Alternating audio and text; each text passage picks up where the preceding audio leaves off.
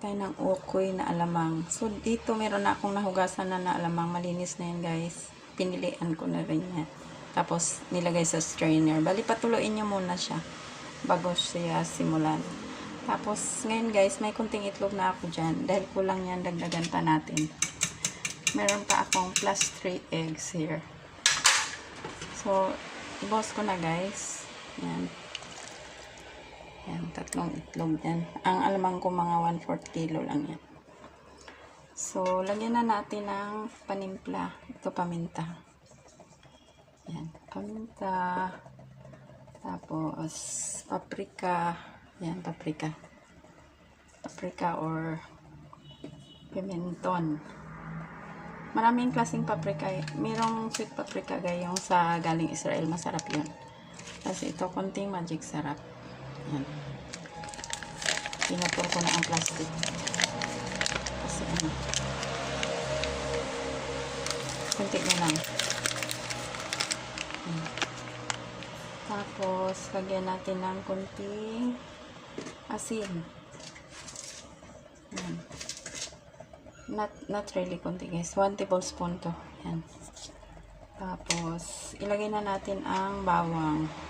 Ang bawang pwedeng fresh, pwedeng naprito na. Tapos, ganun din ang onion. Pwedeng fresh, pwedeng naprito na rin. So, it's up to you. Ngayon, ihalo na natin, guys. I am sorry, guys. Meron pa tayong binder. Lagyan pa natin ng cornstarch. Yan. Cornstarch, guys, ha. Huwag kayo maglagay ng harina kasi titigas yung niloto nyo. Yung cornstarch, malambot lang ang labas niya. Kahit may binder siya, hindi mo mahalata na may binder. So, halo-halo lang hanggang sa equal ang ating mixture.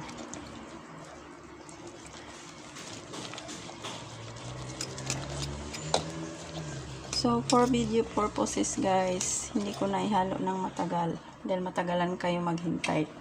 So, mag-testing na tayo magprito. Meron na ako mainit na mantika dito. Yan, mag-testing na tayo magprito. Yan. Ganyan lang, guys. Para ka lang nagprito ng burger. Pero ang burger, mas konti ng mantika yun. So, marami-rami ang mantika ko. Kasi hilaw ang ginamit kong onion. So, ganyan lang, guys. Depende sa lawak ng kawali nyo. Yan. Para mabilis matapos. Tapos, ipatag lang natin ng konti. Yan. Patag lang natin ng konti. Para, pagbaliktad mo, patag siya. So, mga ilang minutes lang yan.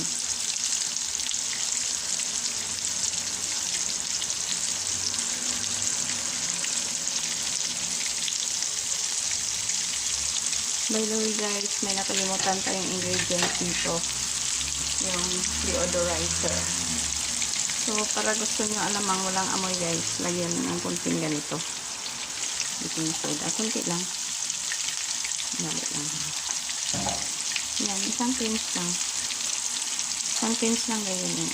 Kunti-kunti lang. Kunti lang.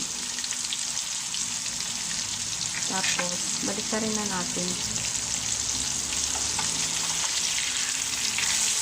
Yung baking soda, pantanggal lang yan ng amoy, guys, in case, just in case na may amoy, para maayos ang pagkain.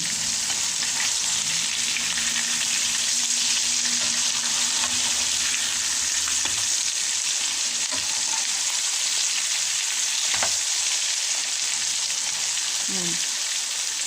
Ito na ang ating torta na alamang or ang tinatawag na alamang na ukoy. Thank you so much, guys, for watching.